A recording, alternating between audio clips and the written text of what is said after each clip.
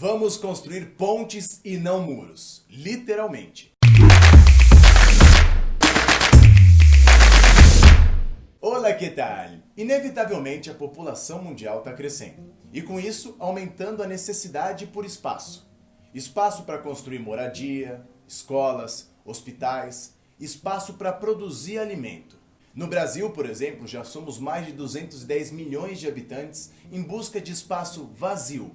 Sobra para quem? Para a natureza. Na construção de um novo bairro nos limites da cidade ou na construção de uma estrada que ligue um lugar até o outro. O que acontece? Derrubamos árvores, furamos ou serramos montanhas, canalizamos rios, etc, etc. Acontece que antes da nossa chegada nesses locais, existia uma vida. E essa interferência acaba destruindo os habitats. Como reduzir esse impacto que se mostra praticamente inevitável?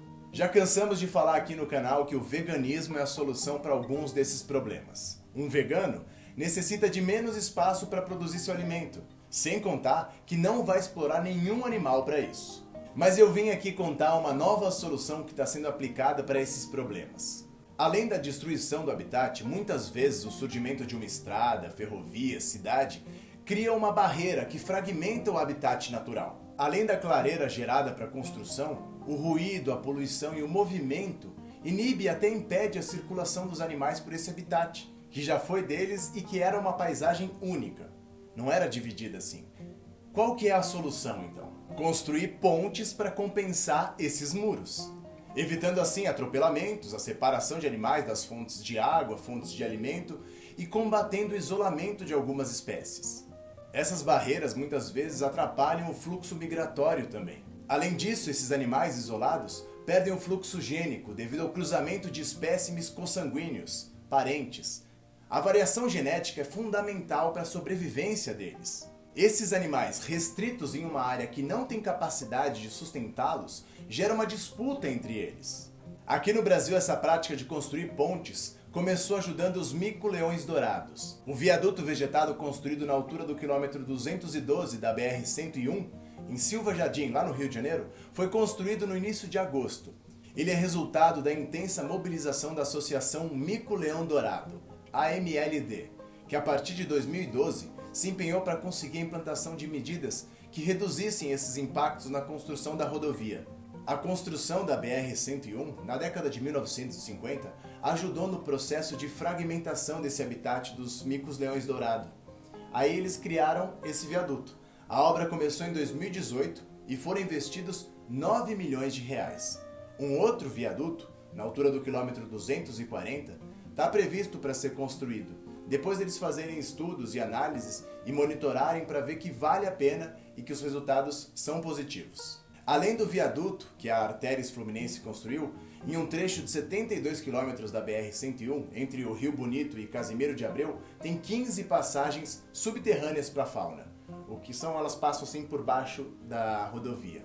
10 estruturas dessas também ligam as copas das árvores. São situados em lados opostos da rodovia e elas são ligadas por cima. Novas passagens, novas pontes, mais de 30 quilômetros de cerca e uma série de sinalizações também estão previstas para os motoristas ficarem atentos, indicando a presença desses animais silvestres na região.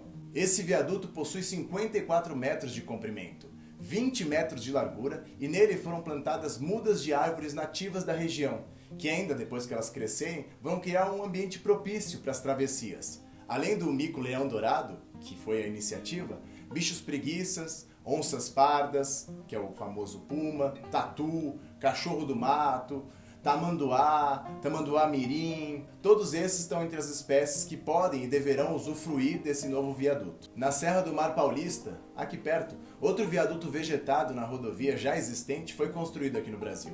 Na altura do quilômetro 25-26 da SP-99, a rodovia dos Tamoios, que liga São José dos Campos a Caraguatatuba, no estado de São Paulo. A estrutura foi concluída em junho de 2018 e foi erguida durante a duplicação da estrada, em um lugar chamado Serrinha, exatamente onde houve um corte de um morro.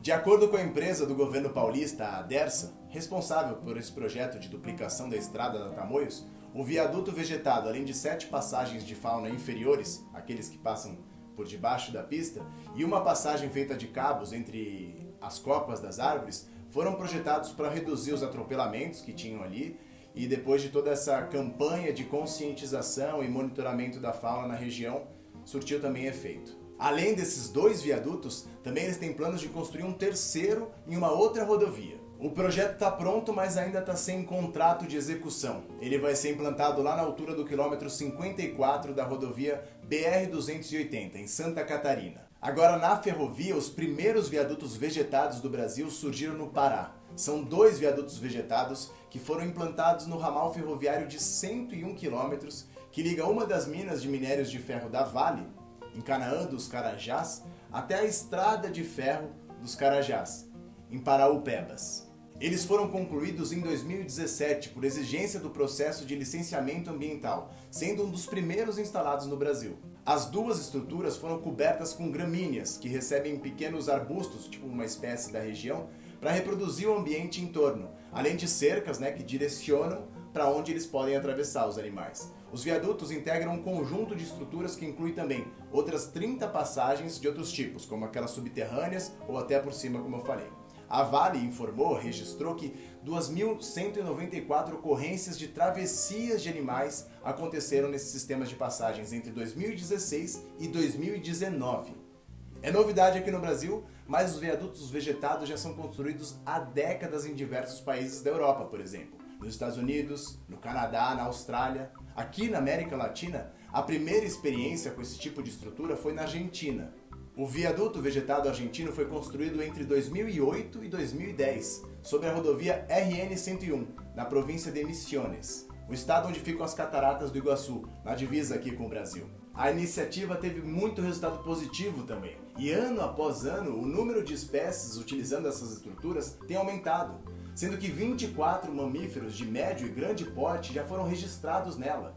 Nessas pontes, imagina passar de carro e ver uma onça, porque nessa região tem onças pintadas, jaguatiricas, antas, queixadas, veados. Em unidades de conservação e envolvendo uma única rodovia, a experiência canadense no Parque Nacional Banff é considerada uma referência. São 44 passagens de fauna selvagem, sendo 6 viadutos vegetados e 38 passagens subterrâneas, além de 82 quilômetros de cerca ao longo da rodovia Transcanadá, que corta essa região protegida. Esse conjunto de medidas começou a ser planejado pelo governo canadense em 1981, quando eles resolveram duplicar aquela estrada, e foi pensado principalmente para atender os animais de grande porte. Lá no Canadá tem cervos, alces, ursos, e as pesquisas indicaram ter ocorrido uma redução de 80% de atropelamentos da fauna quando considerada todas as outras espécies afetadas. Na Holanda, um grande programa de reconexão de fragmentos de áreas com mata nativa inclui também viadutos vegetados. Foi iniciado em 1990. O trabalho identificou 1.126 pontos de desfragmentação em rodovias, ferrovias, canais hidroviários. Entre 2005 e 2018, 175 desses locais foram alvo de diversas intervenções. Atualmente, há mais de 30 viadutos vegetados e outros 20 planejados. Vocês viram que interessante? Quando existe vontade pública, vontade política, dá para existir seres humanos e não humanos nos mesmos lugares, respeitando as diferenças. E claro, com a maioria sendo vegano, eles vão ter menos sofrimentos, explorações, maus tratos. Por isso que eu fico esperançoso com notícias como essas. Vegflix, Universo Veg em um só canal.